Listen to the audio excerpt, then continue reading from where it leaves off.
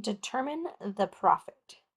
We have the cost to make and the selling price. To determine the profit, we need to subtract the selling price by the cost to make it. So 91.14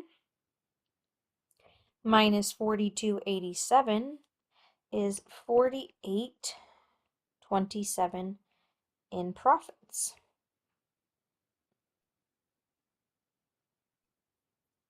Finish the rest and fill in your composition book.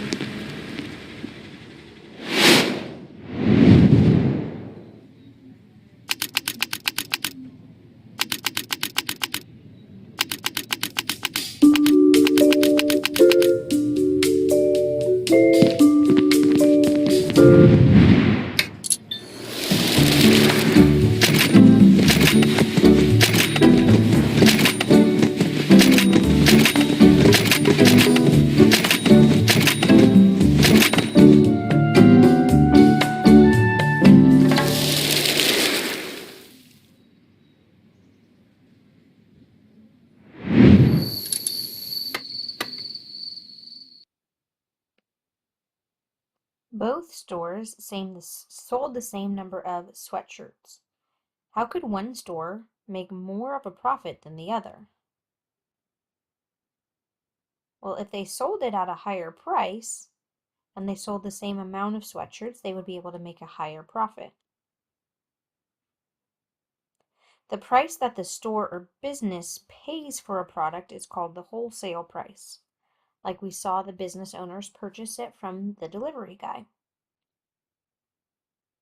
Usually stores charge more for products than they pay for the products, so they can make money. This is called a markup. Stores mark up their prices by using percents. The price after the markup is applied is called the retail price, which is the amount on the price tag. We're going to look at using your knowledge of percents to determine retail prices efficiently. As an owner of a clothing store, you have 5 items being delivered to your store. You decide to mark up each item by 80% of the wholesale price. Determine the markup amount and the retail price of each item. For the markup amount, that is the amount of increase. So we're increasing by 80%. Well, let's find 80% of 25. That is 20.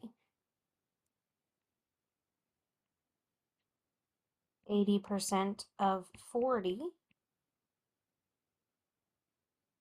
is 32. 80% of 10, you can write 80% as 0.8, or you can use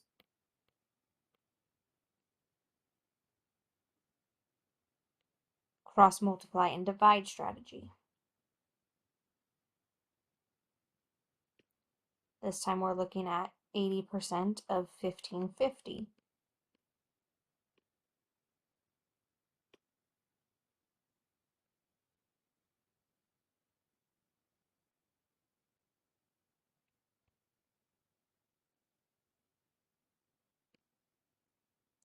Then $30.40. You can use the expression, or you can use the fraction setup.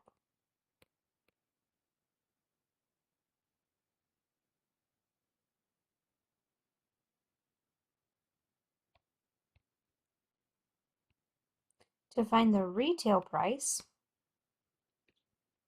we can change that to 180 because you have the wholesale plus the markup.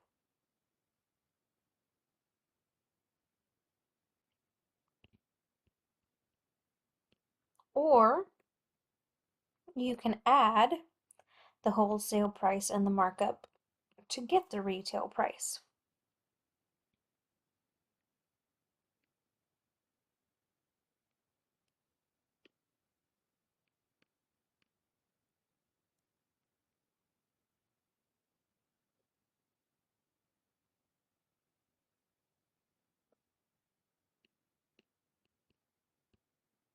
If you add $15.50 and $12.40, you would get $27.90 that method as well.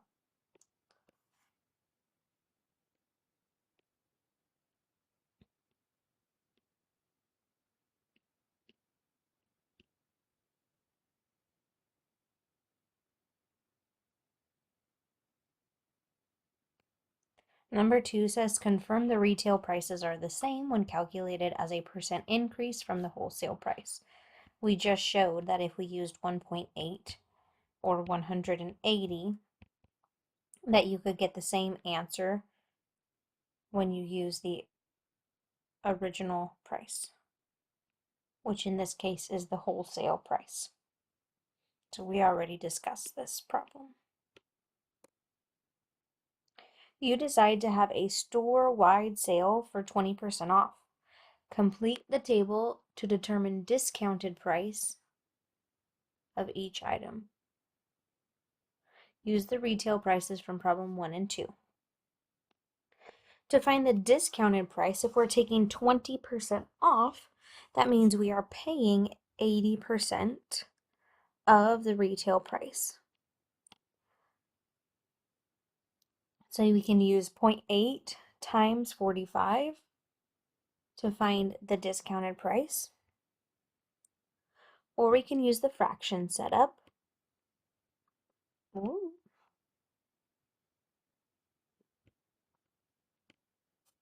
And cross multiply and divide.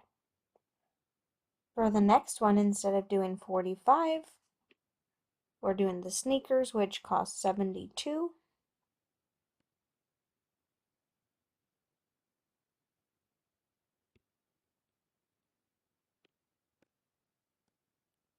Then the shirt for 18.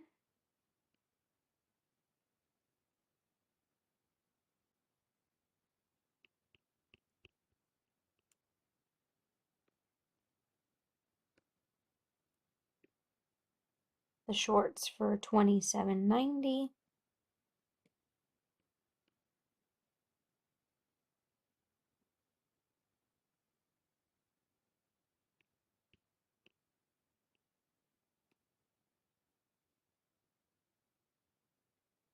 And the sweatpants for $54.72.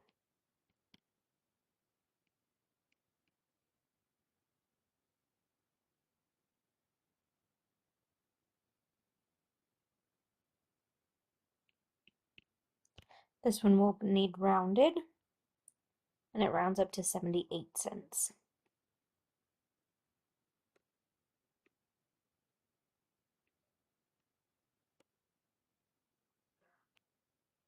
Henry and Nora sell wall decorations at a market. It costs them $4.15 to make each one. They mark up their prices by 400%. Henry and Nora disagree on the retail price of their wall decorations. Who do you agree with?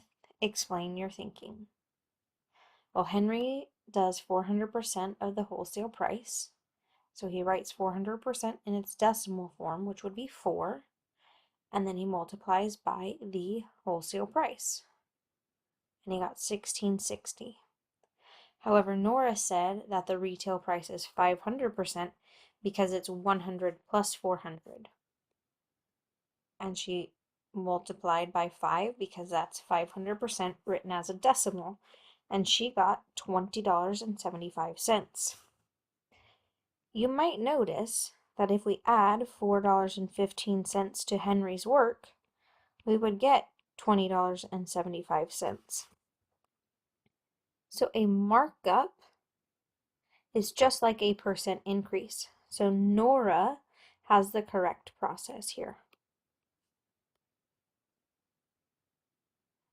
B says use the correct retail price to determine the discounted price of the wall decorations if they are sold at a discount of 25%.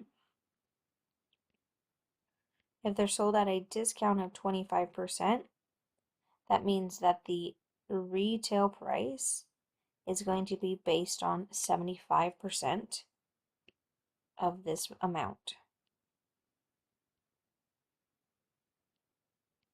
We can multiply by 0.75, which is the decimal version of this percent, or you could write the fraction version and cross multiply and divide.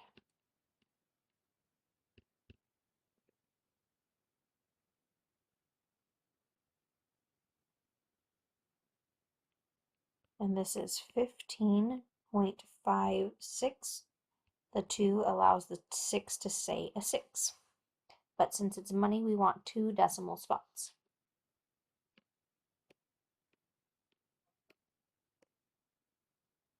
That is the end of lesson 16. Keep checking back for more videos for the rest of module 5.